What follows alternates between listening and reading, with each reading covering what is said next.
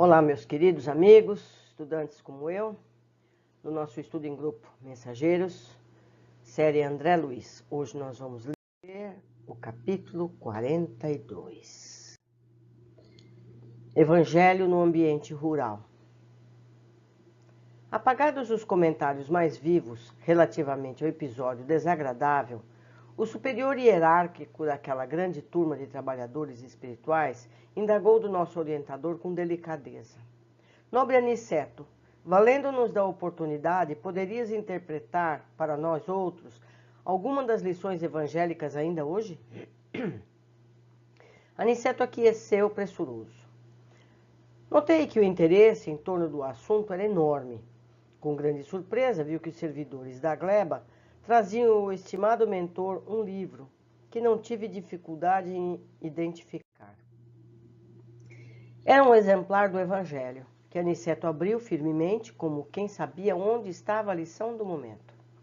Fixando a página escolhida, começou a meditar, enquanto sublimada luz lhe aureolava a fronte. Houve profundo silêncio. Todos os colaboradores demonstravam grande interesse pela palavra que se fazia. Tudo era aspecto imponente e calmo na natureza. O rebanho bovino acercava-se de nós, atraído por forças magnéticas que não consegui compreender. Alguns muares humildes chegaram, igualmente de longe, e as aves tranquilizaram nas frondes fartas sem um pio. A única voz que toava, leve e branda, era do vento, sussurrando harmonia e frescura. A paisagem não podia ser mais bela, vestida de ouro líquido do poente, executava a rústica natural do quadro vivo. O ambiente sugeria recordações fiéis dos verdes salões de nosso lar. Aniceto, mergulhando o olhar no sagrado livro, leu em voz alta os versículos 19, 20 e 21 do capítulo 8 da Epístola aos Romanos. Porque a ardente expectação da criatura espera a manifestação dos filhos de Deus, porque a criação ficou sujeita à vaidade, não por sua vontade, mas por causa do que a sujeitou, na esperança de que também a mesma criatura será libertada da servidão, da corrupção, para a liberdade e da glória dos filhos de Deus. Em seguida, refletiu alguns instantes e comentou com evidente inspiração. Irmãos, recebamos a bênção do campo, louvado o amor e a sabedoria de nosso Pai. Exaltemos o soberano Espírito da vida, que sopra em nós a força eterna da incessante renovação. Ponderemos a palavra do apóstolo da gentilidade, para extrair-lhe o conteúdo divino. Há milênios, a natureza espera a compreensão dos homens. Não se tem alimentado tão somente de esperança, mas vive em ardente expectação, aguardando o entendimento e o auxílio dos espíritos encarnados na terra, mais propriamente considerados filhos de Deus. Entretanto, as forças naturais continuam sofrendo a opressão de todas as vaidades humanas. Isso, porém, ocorre, meus filhos, porque também o Senhor tem esperança na libertação dos seres escravizados da crosta, para que se verifique igualmente a liberdade da glória do homem. Conheço-vos de perto os sacrifícios, abnegados trabalhadores espirituais do solo terrestre. Muitos de vós aqui permaneceis como em múltiplas regiões do planeta, ajudando a companheiros encarnados, acorrentados a ilusões da ganância de ordem material. Quantas vezes nosso auxílio é convertido em baixas explorações no campo dos negócios terrestres? A maioria dos cultivadores da terra tudo exige sem nada oferecer.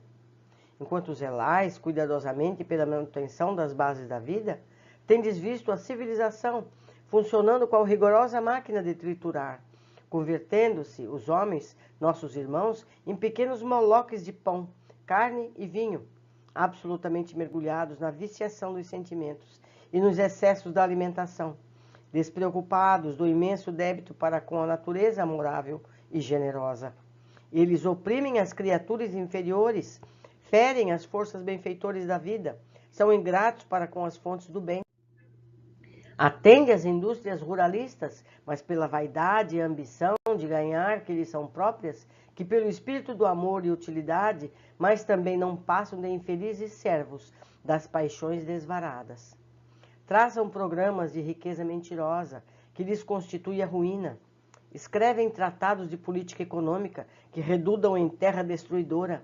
Desenvolve o comércio do ganho indébito, colhendo as complicações internacionais que dão curso à miséria. Dominam os mais fracos e os exploram, acordando, porém, mais tarde, entre os monstros do ódio. É para eles, nossos semelhantes encarnados na crosta, que devemos voltar igualmente os olhos, com espírito de tolerância e fraternidade. Ajudemo-los ainda, agora e sempre. Não esqueçamos que o Senhor está esperando pelo futuro deles. Escutemos os gemidos da criação, pedindo a luz do raciocínio humano, mas não olvidemos também a lágrima desses escravos da corrupção, em cujas fileiras permanecíamos até ontem, auxiliando-nos a despertar a consciência divina para a vida eterna. Ainda que rodeie o campo das vaidades e insolências, auxiliemo-los ainda. O Senhor reserva acréscimos sublimes de valores evolutivos aos seres sacrificados. Não olvidará ele a árvore útil, o animal exterminado, o ser humilde que se consumiu em benefício do outro ser. Cooperemos por nossa vez no despertar dos homens, nossos irmãos, relativamente em nosso débito para com a natureza maternal. Sempre, ao voltarmos à crosta, envolvidos nos fluidos do círculo carnal, levamos muito longe a aquisição do nitrogênio. Convertermos em tragédia mundial o que poderia constituir a procura serena e edificante. Como sabemos, organismo algum poderá viver na Terra sem essa substância. E embora se locomova no oceano de nitrogênio, respirando-o na média de 1000 litros por dia, não pode o homem, como nenhum ser vivo do planeta, apropriar-se do nitrogênio do ar. Atentem, por enquanto não permite o Senhor a criação de células nos organismos viventes do nosso mundo que procedam à absorção espontânea desse elemento de importância primordial na manutenção da vida, como acontece ao oxigênio comum. Somente as plantas, infatigáveis, operárias do orbe, conseguem retirá-lo do solo, fixando-o para o entretenimento da vida de outros seres. Cada grão de trigo é uma bênção nitrogenada para o sustento das criaturas. Cada fruto da terra é uma bolsa de açúcar e albumina, repleta de nitrogênio, indispensável ao equilíbrio do organismo dos seres vivos. Todas as indústrias agropecuárias não representam, na essência, senão a procura organizada e metódica do precioso elemento da vida. Se o homem conseguisse fixar 10 gramas, aproximadamente, dos 1000 litros de nitrogênio que ele respira diariamente, a crosta estaria transformada no paraíso verdadeiramente espiritual. Mas, se muito nos dá o Senhor, é razoável que exija a colaboração do nosso esforço na construção da nossa própria felicidade. Mesmo em nosso lar ainda, estamos distantes da grande conquista do alimento espontâneo pelas forças atmosféricas em caráter absoluto. Atenção para esse fato. E o homem, meus amigos, transforma a procura de nitrogênio em movimento de paixões desvairadas, ferindo e sendo ferido, oferecendo e sendo ofendido, escravizando e tornando-se cativo, segregando em densas trevas. Ajudemo-lo a compreender para que se organize uma nova era. Auxiliemo-lo a amar a terra, antes de explorá-la no sentido inferior, a valer-se da cooperação dos animais, sem os recursos do extermínio. Nessa época, o matadouro será convertido em local de cooperação, onde o homem atenderá aos seres inferiores e onde esses atenderão às necessidades do homem, e as árvores úteis viverão em meio do respeito que lhe é devido. Nesse tempo sublime, a indústria glorificará o bem, sentindo-nos o entendimento, a boa vontade, a veneração das leis divinas. Permite-nos-á o Senhor, pelo menos em parte, a solução do problema técnico de fixação do nitrogênio da atmosfera. Ensinemos aos nossos irmãos que a vida não é um roubo incessante, mas que a planta lesa o solo, o animal extermina a planta, o homem assassina o animal, mas um movimento de permuta divina, de cooperação generosa, que nunca perturbaremos sem grave dano à própria condição de criaturas responsáveis e evolutivas. Não condenemos, auxiliemos sempre.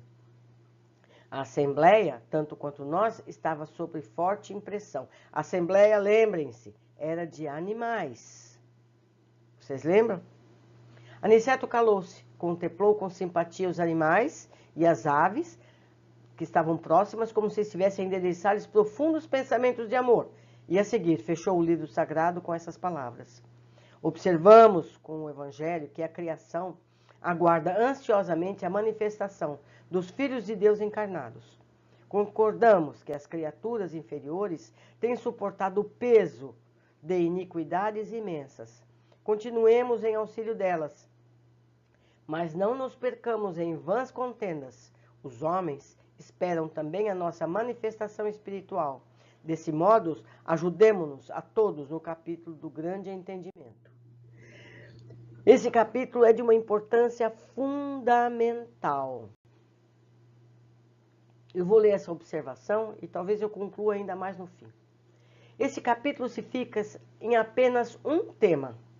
Aniceto, ao explanar o Evangelho, fixa a atenção no nitrogênio, elemento tão importante quanto o oxigênio para a manutenção da vida. Tal elemento não costuma ser exaltado. Ele diz que quando pudermos absorver o nitrogênio, como fazemos com o oxigênio, teremos um paraíso na Terra. Diz ainda que nem mesmo em nosso lar isso é possível. Então, em nosso lar ainda não se alimenta através do que respiram. Nosso lar ainda precisa de alimentos sólidos no sentido deles, sólido em relação a eles, mas ainda precisa o alimento. O nitrogênio que absorvemos geralmente vem de fontes de proteína, que leva o consumo de vidas animais. Buscar proteína sem sacrifício é boa iniciativa. Nos vegetais temos dificuldades por conta dos aminoácidos essenciais, não presentes em quantidades e variedades satisfatórias. Completar com derivados de leite e ovos é uma opção, pois teremos proteínas de alto valor biológico sem sacrificar outras vidas. Foi o que ele falou. As fazendas serão laboratórios. Os animais serão abençoados e cuidados com carinho. As aves que vão fornecer os ovos serão bem tratadas. Os animais que vão dar o leite serão bem tratados, porque nós não vamos precisar matá-los. Eles vão continuar evoluindo em contato com a humanidade, com o gesto fraterno de nos proporcionar a proteína. Lembrem, nem no nosso lar isso ainda é possível. E todos vamos evoluir com fraternidade. E com vantagem os animais, pois convívio com os humanos, seja sendo úteis pelo trabalho ou fornecendo alimentos, sem serem mortos. A humanidade cuidando deles com respeito, dando abrigo e alimento, faz com que esses animais acelerem suas evoluções. Como diz Aniceto, valer-se da cooperação dos animais sem os recursos do extermínio. Vale lembrar o que nos relatou a Revista Espírita sobre a vida em Júpiter, a atividade dos animais como trabalhadores. Recomendo que vocês busquem na Revista Espírita, se não me engano é no volume 1, e no nosso grupo de estudo no YouTube está lá a leitura desse artigo inteiro, que fala sobre a atividade animal no planeta Júpiter. É surpreendente. Surpreendente mesmo. Então, meus amigos, o respeito pela natureza é um desafio que cabe a todos nós. Ovos e leites podem ser repostos, é de fácil digestão e não precisamos ter a culpa, entre aspas, não precisamos ter a necessidade de sacrificar um animal para que a gente possa ter uma proteína de alto valor biológico, porque nós temos responsabilidade para com o corpo que nós recebemos para viver, para desenvolver uma atividade no planeta Terra como encarnados. Então, tirar toda e qualquer fonte de proteína, de nitrogênio de alto valor biológico, de aminoácidos, também é uma temeridade. Então vamos agir com sabedoria.